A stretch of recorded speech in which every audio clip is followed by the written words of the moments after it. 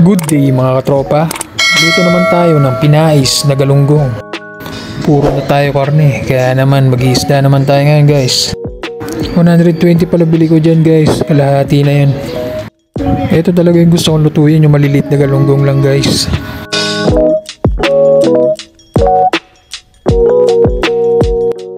Hugasan muna natin guys ang ating maliliit na galunggong na ating lulutuin.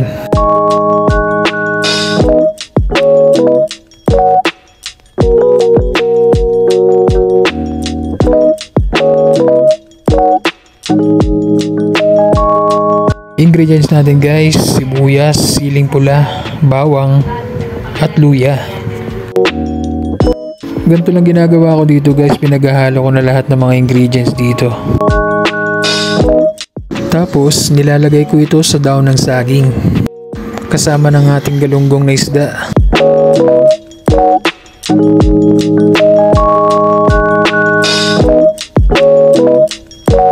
Tapos nirorolyo ko lang to ng ganito guys.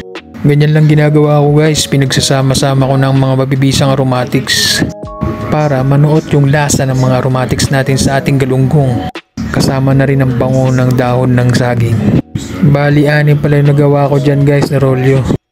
Yung iba naman guys, ginagawa sa labas na yung mga mabibisang aromatics. Bali yung galunggong lang yung binabalot nila.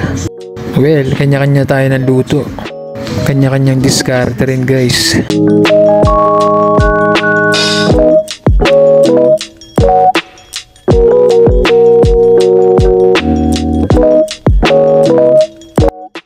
Kung makikita nyo guys, nilagyan ko pa ulit ng dahon ng saging yung kaserola bago ko nilagay yung mga nirolyo kong galunggong.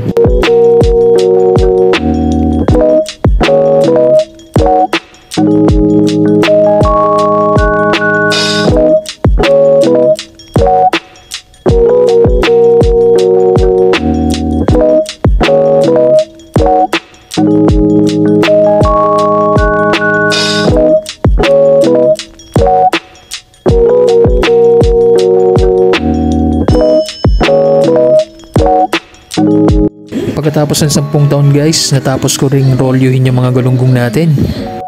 Galing ha? Lalagyan na natin to ng suka guys, siguro mga half cup lang to. Tsaka kaunting tubig lang guys. Lagyan na rin natin to guys ng siling panigang. Tsaka isalang na natin to guys, siguro mga 10 to 15 minutes lang to, luto na to.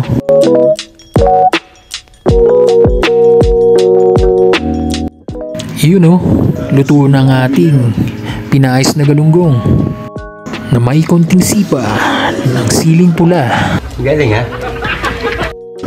Bango nito guys, napakasarap nito. Sigurado mapapadami na naman ang kain ko nito.